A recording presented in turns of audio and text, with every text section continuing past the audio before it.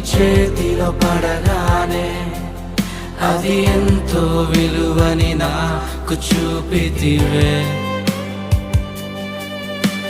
జీవమే లేని నాలోని జీవమును నింపుటకు నీ జీవితాన్నే తారబోసితివే.